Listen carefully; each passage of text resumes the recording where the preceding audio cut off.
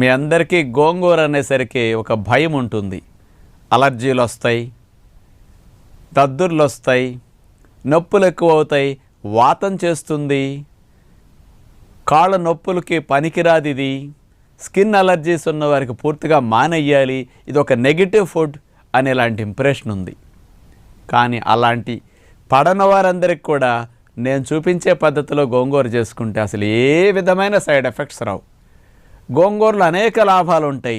మీరు చేసుకునే తీరులోనండి గోంగూర యొక్క పులుపుని న్యూట్రలైజ్ చేయాలంటే ఉప్పు ఎక్కువ పడుతుంది. అసలు మీకు ఈ సమస్యలన్నీ వచ్చింది ఉప్పు ఎక్కువ వాడలే తప్ప గోంగూరలో ఉండే దోషం కాదని ఈ సత్యం ఎవరికీ తెలియదు. మేము ఉప్పు లేకుండా చేస్తాం కాబట్టి ఈ చట్నీని ఎంతోమందికి తినిపించినా మాకు ఇదివరకు అలర్జీ వచ్చేదండి, నొప్పులు ఎక్కువ అయ్యాయండి, ఇప్పుడు అసలు ఏ విధమైన తేడా రావట్లేదు అంటారు. నేను ఇట్లాంటిది కొన్ని వేల మంది మీద తినిపించి చూసి